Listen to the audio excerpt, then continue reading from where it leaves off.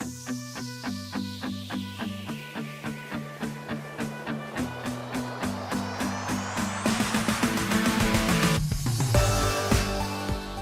guys, Shane McMurray from the Wedding Report. In this episode, I interview Risa. She's the owner of Risa James Events, and she's a wedding planner in Sacramento, California. Enjoy. So, tell me about your business. Tell me where you're located, what you do. Give me your website address, Instagram, all that good stuff. Sure thing. So my name's Risa Weaver Enyon, and my business is Risa James Events. I am a wedding planner, and I'm in Sacramento, California. And you can find me under Risa James Events pretty much everywhere. My website is risajamesevents.com, and I'm Risa James Events on Instagram, Facebook, Pinterest, and YouTube, because I do a bi-weekly video series where I give advice. Basically, I just answer common wedding planning questions, which I then post the videos to my YouTube channel and my IGTV. So I try to be as education focused as possible. Even if people haven't hired me to help them with their wedding, I still want people to have all the information they possibly can to have the best wedding they can, because I think that's important, regardless of whether they hire a professional. Obviously, I would prefer for them to hire a professional, but if they don't, for whatever reason, I still try to be as helpful as possible to everybody out there. My Instagram is also very educational. I write a blog post every week on my website. Obviously, it helps me with SEO as well. So there, I do get something out of it, because you got to feed the Google beast. But I just like to get the information out there so that people have all the resources that they need at their fingertips while they're planning their wedding. Yeah, that's And awesome. I'm in Sacramento now, but I actually was in Washington, D.C. when I first started my business. I launched my company 5 years ago. I'm actually celebrating my 5th anniversary in February of this year.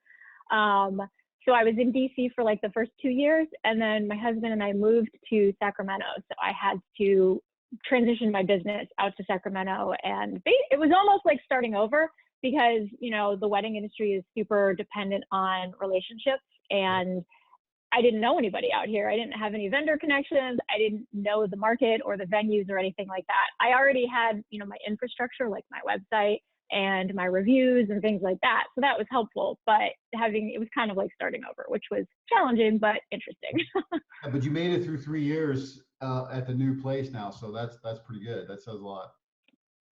Yes. And when I was in DC, my wedding planning was kind of a side hustle, because I was working 30 hours a week at a law firm. I used to be a lawyer. I'm not anymore.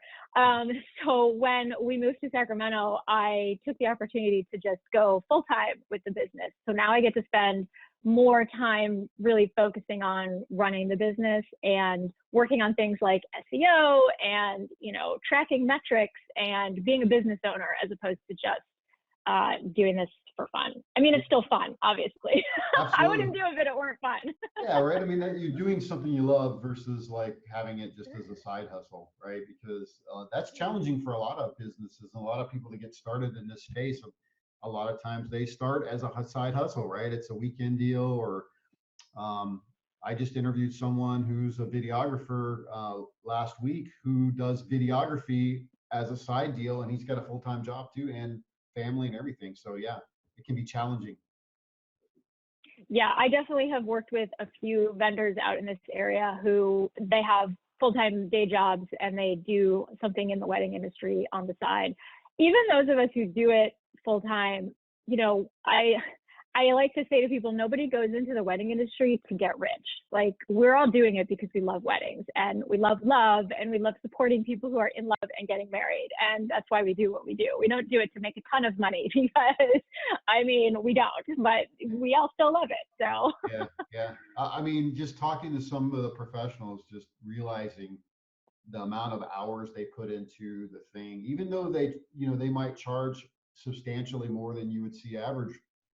The amount of hours and work that they put into the thing is just like it's pretty astonishing to see. And I go, how are you yeah, making any money, man? I mean, you're putting 50 hours into something and only charging $5,000.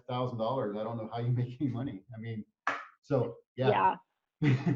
So And good. that's why data is really important. Like I'm very into knowing my numbers, and I have a lot of spreadsheets, and I track my time.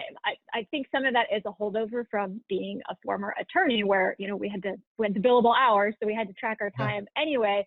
So I still do that. And I do it not just for my client work, but for everything. If I'm working on my website, I have a timer for that. If I'm in a strategy meeting with myself, I have a timer for that. If I'm working on Instagram marketing, I'm tracking that time.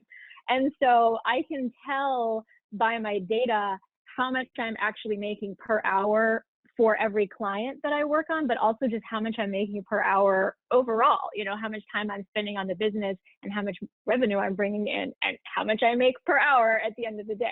I mean, sometimes the numbers can be a little depressing, but if you don't keep track of them, then you'll never know what your That's numbers are. awesome. So You are definitely one of the few that do that. I encourage everyone that's working in the space, track your time. Make sure you understand how much time you're putting into events. I mean, it'll get away from you. The next thing you know, you're going to be really depressed to find out you make $2 an hour because you spent, all this time on this thing. So, yeah, yeah. totally. So tell me what goes into an event that you do. So let's say you get a lead, right? What tell me about that process, and then let's talk about what goes into it once you capture them as a lead. Sure. So I get leads a couple of different ways. I have been on Wedding Wire since the beginning when I first started my business. And that was really helpful in moving markets from DC to Sacramento because I was able to just call up Wedding Wire and say, hey, I'm moving to Sacramento. I need you to change the target audience for my storefront on Wedding Wire. And so I was able to book clients right away when I moved to Sacramento because they found me on Wedding Wire.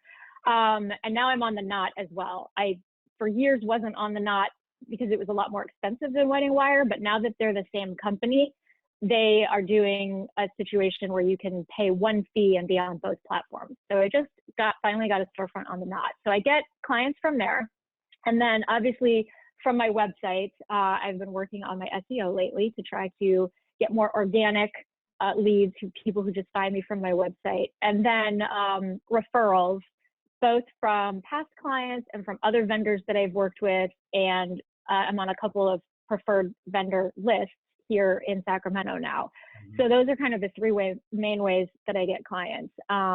So I do both planning and coordination, but I find that most people these days are interested in coordination versus planning because there are just so many online resources that make it easier to find vendors and get information that people don't necessarily need a full service planner anymore. I do still have some clients hire me for full service planning, but most of my work is actually coordination. So once we figure out what type of service they're interested in, I have all my clients sign contracts, and it drives me crazy when some vendors don't use contracts. This is common with hair and makeup professionals more than other areas, but I just feel like you need a contract for everything. There's no way to know who's expecting what unless you have a contract. Well, and you come from a lawyer background, so right? I mean, it's like, yeah. I mean, my lawyer always tells me what you just said pretty much is you need to have expectations. What are you expecting from them? What are they expecting for you? And that needs to be exactly in there. Yeah, and the contract doesn't just protect you as a business owner, it protects the client too. Absolutely. I mean, clients should want contracts because then if the vendor doesn't live up to what was promised, then they have something in writing that they can enforce in court if necessary. And that's exactly I've never had to do that, knock on wood. So once the contract is signed and a deposit is paid, then the client basically has that whole weekend blocked on my calendar. I am a one-person show. I do not book more than one wedding per weekend, both because I like to be able to give my clients my full attention. I don't want to be, trying to schedule a rehearsal for one client when I also have a wedding that same day for somebody else.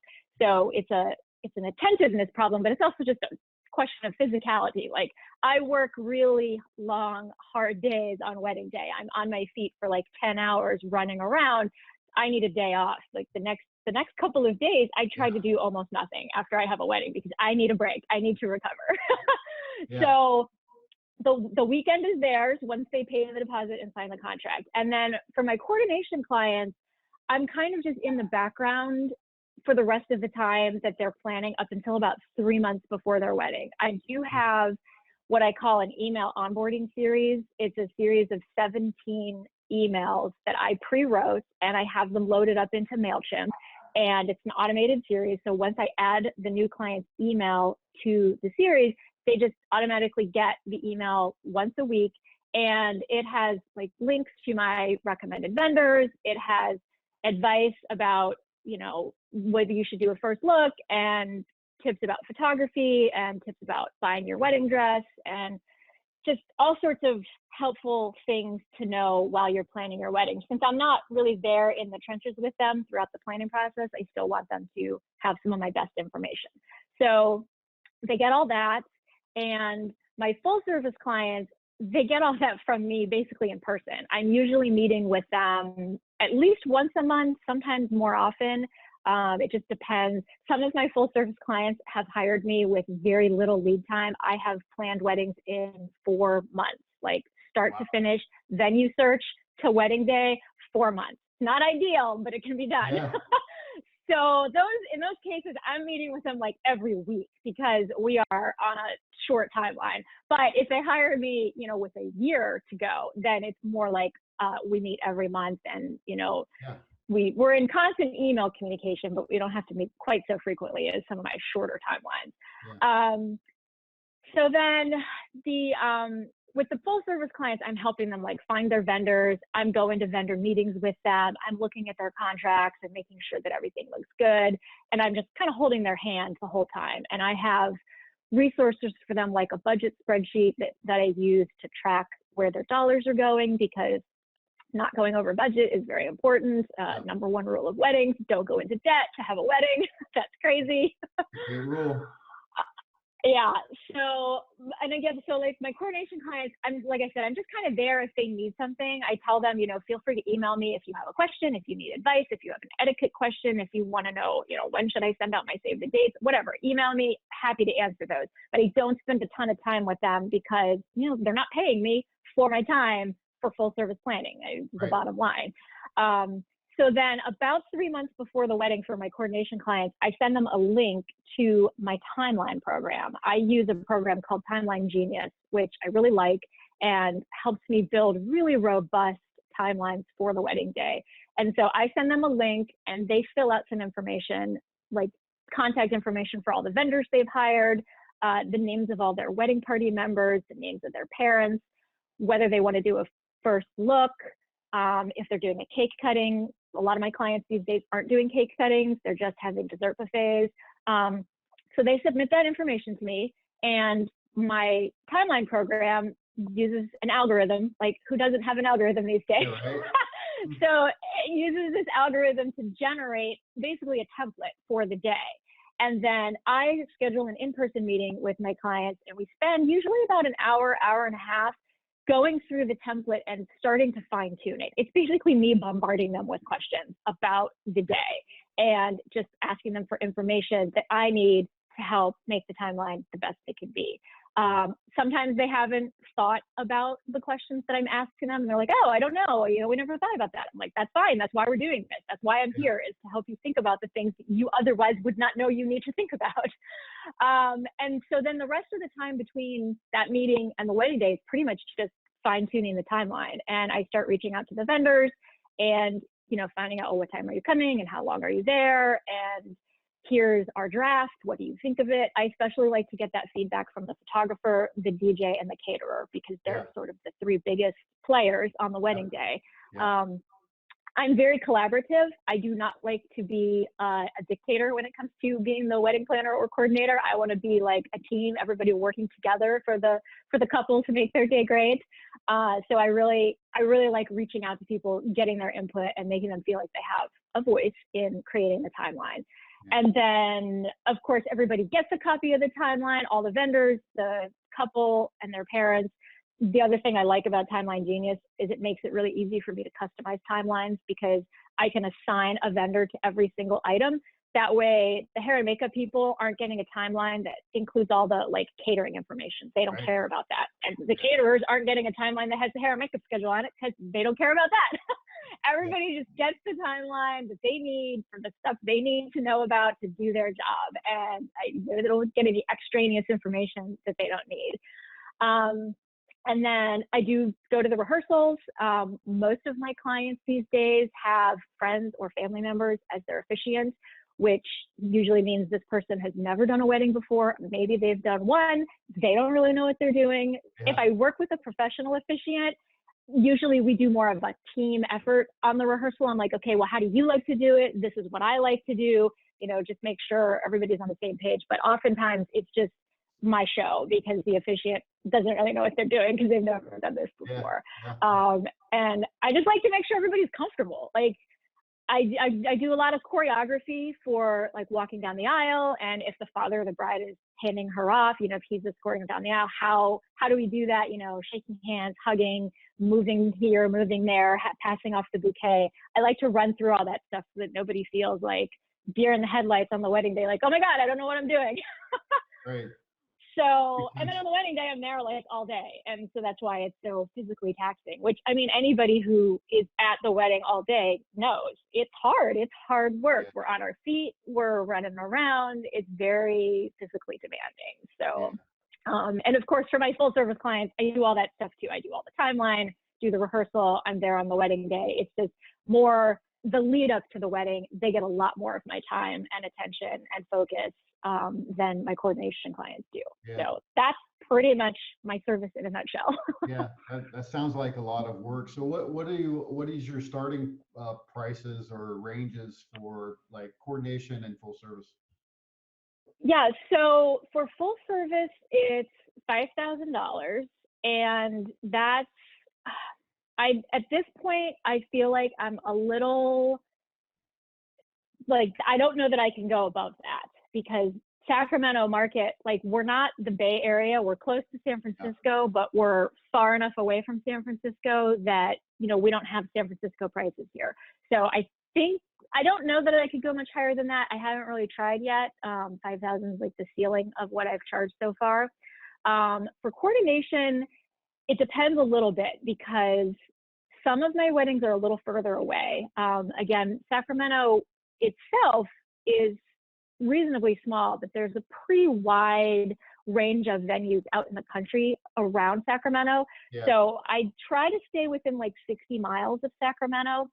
And so I charge a little bit extra for the people who are in that like 30 to 60 miles from my house, which is in Sacramento. I charge a little bit extra for that just because as the planner or coordinator, I have to go out to the venue more than once because I go on the wedding day and I go for the rehearsal, and I like to go at least one time before the rehearsal just for a walkthrough to like get the lay of the land and figure out where things are going and what's happening and troubleshoot like, oh, well, have you thought about the sun is going to be shining in your guest's eyes during the ceremony if we do it here, so maybe we should do it over here, stuff like that. So that's 3 trips to the venue. So if it's further away, I do charge a little bit extra for that. And because I work by myself, I do sometimes have to bring a day of assistant. I have a couple of people in the industry who I know who I can just, you know, ask to come join me for like 4 hours to help set up and help get through the ceremony and help with crowd control. So if it's like 175 guests or more, I usually have an assistant, so I charge extra for that. So that all said, my starting price for coordination is $1,800. But it kind of ranges between $1,800 and $2,400 depending on specifics. Yeah, well, everything's kind of custom, right, in this business. It seems to me. Yeah. But I mean, there's a starting point, and I think there's a range, and I think a lot of couples look for, hey, man, tell me at least where I'm looking at to start, and then even if it's a lot more range-wise, that's okay. But I just need to know, can I afford that in my budget, right? So. Right, and I've gone back and forth a couple of times on whether to put pricing on my website because there's like 3 schools of thought. You do a starting price, you do a range, you do most couples pay this, or you do an exact amount if you have an exact amount and it doesn't change. So I used to do a range, but now I have a starting at is how I've phrased it.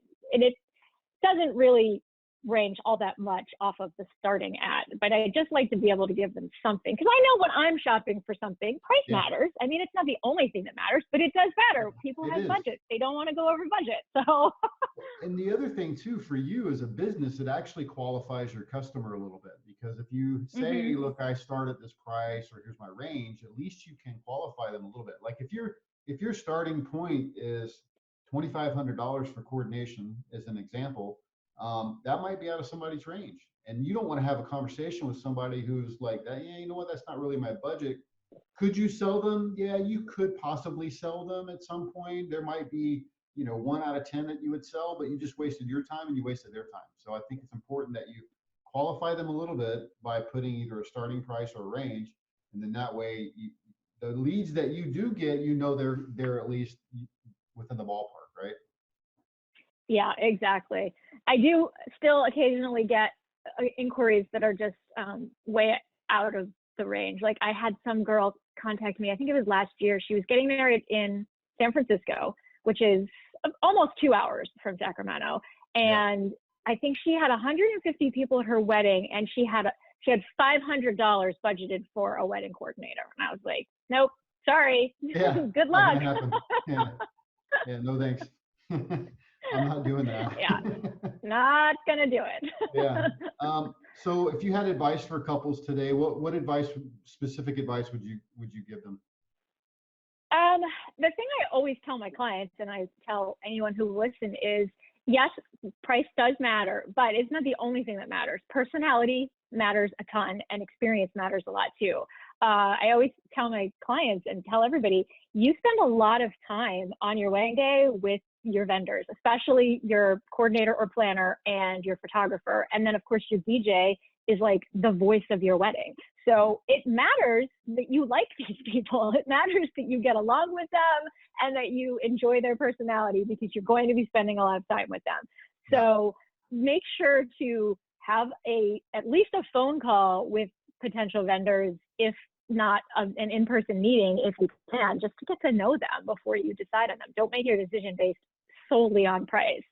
And experience matters too. I mean, obviously we all have to start somewhere. We all start with very little to no experience and work our way up from there. But the more experience you have, the more prepared you are to do what you need to do. I mean, I learn something at every wedding I do, but I'm always more prepared to handle everything because of all the experience I have from all the weddings I've done in the past. So I think you just have to make sure you take a well-rounded approach to finding your wedding vendors, and don't just let one factor dominate all the other ones. Yeah, it's great advice. So let's switch gears a little bit and talk about the business side a little more. What would you say for you is business is working well right now? I spend a lot of time cultivating my relationships with my fellow vendors in the industry. And I think that makes a difference, because people know who I am. And so that helps with like name recognition, but also just when they have clients who need a coordinator, they're going to think of me because I'm active in their lives. I use Instagram for vendor relationships a lot. I interact with my fellow vendors a lot on Instagram, and I'm sure you're familiar with the Rising Tide Society and their Tuesdays Together. So I am pretty active in my local Tuesdays Together. I go regularly. It's a little harder in like the summer months when it's the height of wedding season, and I just can't take the time to do it. But otherwise, I try to go regularly, and I try to promote my fellow vendors a lot. I'm constantly shouting people out on Instagram and on other social media platforms, and just always extolling the virtues of professional wedding vendors, because I know a lot of people are like, oh, I have this friend who kind of does photography. No, you need a professional wedding photographer. You need a person who knows how to get all of these photos. Do not just pay your friend $100 to photograph your wedding. That's not going to work. So yeah, vendor relationships are very important to me. And I get a lot of feedback back from my fellow vendors. They're like, I love how much like time you put into cultivating vendor relationships. It's like so great. So I just very relationship oriented. So and that's working well for me, and it's just helping me grow my business, and that's one of those things that I did not have time to do when I was in DC, and I was also working and just doing wedding planning on the side. It is something that I am able to bring more of a focus to now that I am doing this full time, and I'm able to like go have coffee or drinks with a fellow vendor and just get to know them and talk about business and just talk about stuff and establish a relationship, because then it comes back to help you later on. Yeah, I've heard that quite a bit, that, you know, the relationships are the things that are helping me grow my business. And so, yeah, that's good feedback. What would you say is not working well right now in business? I still find sometimes that it is challenging to convey to people just how much value having a professional wedding coordinator can bring to your wedding. The people who reach out to me pretty much already know that. That's why they're reaching out to me. Like either a friend has told them, oh, you got to have a coordinator, or they've been to a wedding that had a coordinator and they saw how smoothly it ran. They have some baseline knowledge of how valuable a coordinator can be. But it's trying to reach those people who don't really get that and don't realize that you can't just rely on your mom to do this, because first of all, your mom's not a professional. You know, she's probably not a wedding professional, so she probably doesn't really know what needs to be done. But second of all, she's your mom. She's supposed to be having fun at your wedding, not working. Don't ask your cousin to do this. Don't ask your aunt to do this. Don't ask your mom to do this. Like, getting people out of that mentality is a big challenge. And so again, that's why I try just to like put the education out there and, you know, be like, okay, here's all the stuff that you need to know for your wedding, and maybe it's too much for you, and maybe you want to get some help, and I'm here for you if you decide that you want to get some help. That's a great strategy though, as a business owner, right? You realize that, and that's true, that's the challenge, right? I think one of the reasons that I was doing this thing, interviewing businesses, is I feel like that couples are just, you know, not just couples, but people in general are very price driven because of how marketing is and a lot of things. I mean, how many times have you been into buy clothing and you didn't buy because they didn't have a sale, right? Yeah. You know what I mean? Like Banana Republic is they do this all the time. They constantly have 40% off, and then the weekend you go in and they don't have a sale, and you're like, well, I'll wait till they have 40% off. It's going to be in a couple of weeks. So you know what I mean? So that mentality, I think, is driven into us. And so one of the goals here is to educate people about what goes into it, so they can kind of see the work and the value of this, and help them. You're right. It's a wedding day, an instead of any event, right? If you are part of the event, you probably don't want to get involved in all the planning stuff. Let someone else take care of that so you can enjoy the event. I don't know. I agree with you. Yeah, and I was talking to a photographer friend of mine the other day. I recently started a mastermind group with some of my friends who are also in the industry, because I take a lot of time to educate myself. I listen to a lot of podcasts. I read a lot. You know, I'm a big fan of education. So I feel like I've gathered all this knowledge about how to run a business, and I wanted to share it. So I started a mastermind group with 3 of my fellow industry friends, and we've been just talking about different topics, but pricing and how to price your services is going to be one of our upcoming topics. So I was briefly talking with one of my friends about it, because I feel like she's not charging enough. She's a photographer. And I was like, think about, it's not just your time at the photo session, it's all the time that you have to spend editing the photos and then getting the photos to them, not to mention the time that you take just, you know, communicating with them and sending the contract and getting the contract back and managing the relationship. And like, from my part, coordinating a wedding, I mean, sure, on the wedding day, I'm only there for like 10 hours, but I spend between 30 and 40 hours on every wedding that I coordinate. And that's like my full service clients, it's more like 100 to 120 hours. But just for coordination, it can be 40 hours for that wedding. It's not just the 10 hours that I'm there on your wedding day. It's all the stuff that I do beforehand to make your wedding run smoothly. Like, I can't, I refuse to use the term day of coordinator or day of coordination because I think it's such a misnomer and does such a disservice to what wedding coordinators actually do. Like, we don't just show up on your wedding day and wave our magic wand and poof, everything works great. No, it takes a lot of background work.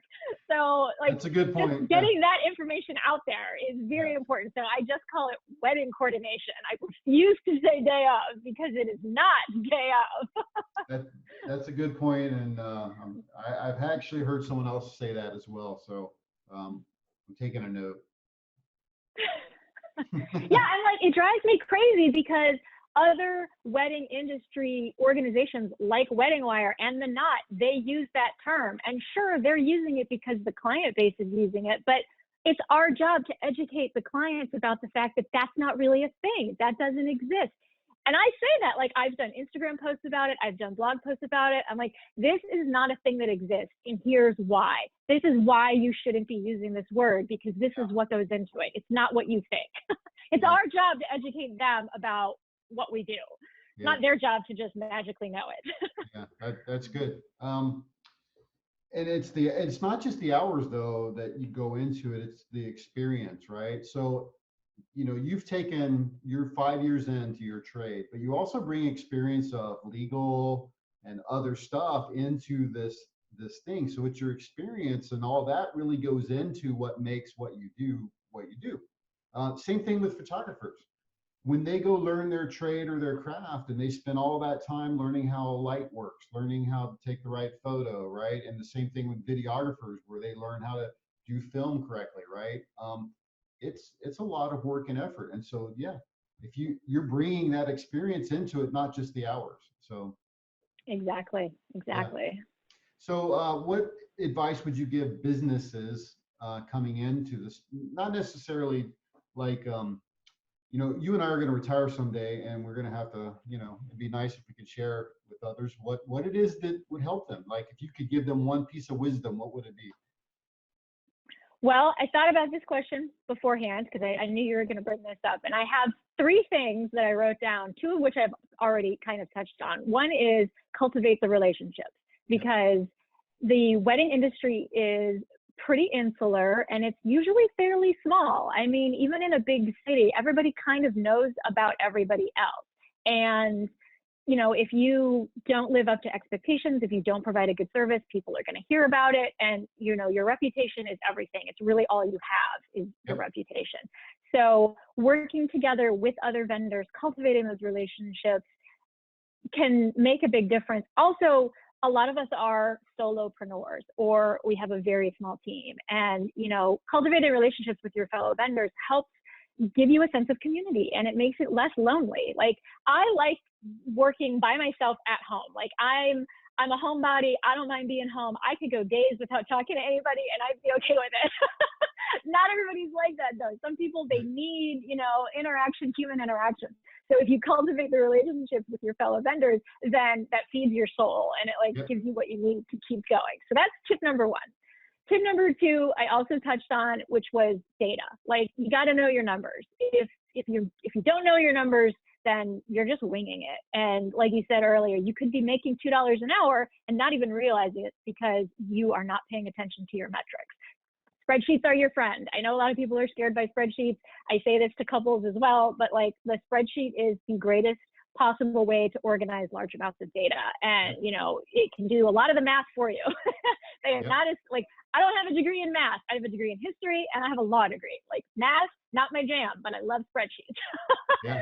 So it's all about knowing your numbers and calculating, you know, make sure you know your expenses. Where's your money going every month? Don't just put everything on a credit card and forget about it. You need to be tracking those expenses, not just because you want to be able to deduct them when you do your taxes, but also just because you need to know where your money is going. Like, are you paying for subscriptions that you're not really using? Are you paying too much for subscriptions that, you know, maybe you should cancel them for a few months, take a little breather? Like, I subscribe to a couple of stock photography websites just because sometimes I need a photo that I just don't already have in my inventory, but I'll subscribe for a couple months, build up a repository of photos, and then I stop subscribing because I don't need to pay $25 a month every single month just for those photos, because there's a lot of them, and I can build them up and then let that subscription go for a few months until I feel like I need more. Just pay attention to data, pay attention to your numbers, and track everything that you can so that you can look at it and track it on an ongoing basis. Like, track your expenses at least monthly, preferably weekly, but at least monthly. Do not do it all at the end of the year when you're trying to get ready for tax season. That is the road to insanity. Like, you will lose your mind, and you will lose money, because you can't possibly recreate an entire year all at once. And you're going to leave money on the table, and you're going to pay the IRS more than you should if you're not tracking your numbers. So that's tip number 2. And then my third idea that I wrote down was just, even if you are doing this as a side hustle, treat it like a business and try to educate yourself, because I wish that I had spent a little bit more time when I was still just doing it as a side hustle, learning about how to run a business and learning about, how to do SEO and how to work on my brand and how to manage the money that is coming in. The 2 books that I have read in the past couple of years that totally changed my life were Profit First by Mike Michalowicz and Building a Story Brand by Donald Miller. I recommend those books to everybody who will listen to me because I just think they're so good. Profit First totally changed the way I use my revenue. And when I was doing it as a side hustle, I was mostly just putting all the money that came in back into the business. And I was able to do that because I was making quite a bit of money doing what I was doing. I make significantly less money now. I will tell you, I took a huge pay cut to go from being a lawyer to a wedding planner. I mean, kind of goes without saying. But I make sure that I have a percentage assigned to my operating expenses, and I watch those expenses very carefully, and I do not go over that percentage, because the rest of that money, the rest of my revenue, some of it goes toward paying myself. I pay myself a salary, and some of it goes toward retirement, because, we don't have employers. We don't have 401ks. We've got to start our own. We've got to either put money into an IRA that we already had from somewhere else, or we have to start a SEP IRA. And, if you're not good with that stuff, get a financial advisor, get somebody to help you, but you got to save for retirement, because if you're not saving for retirement, what's the point? You can't work till you're dead. Like, that's no good for anybody. So I put some of my money toward myself, some of my money toward operating expenses, some of it toward taxes. You got to have a stockpile for taxes to make sure that you don't get surprised at the end of the year. You got to have some for retirement, and then I have a little bit more that just goes to my travel account, because my husband and I love to travel. So I put a little bit of money from every dollar that comes in. A little bit of it goes into my savings account, which is to be used for travel later. So that's my fun account. But awesome. I wouldn't have started doing all of that if I hadn't read Profit First. Like, it did. It changed my life. It changed my business. And Donald Miller, the Building a Story Brand book, is just super interesting about how to communicate yourself, what you do to other people. And I find Donald Miller just really interesting and really smart. And I think he has a lot of valuable information to share with people. So I recommend those books to everybody because they are fabulous. Yeah, great recommendations. That's great. Thank you. So last question, what's your best or worst wedding story you got for me? Yeah, so my worst is kind of a doozy. It happened last year.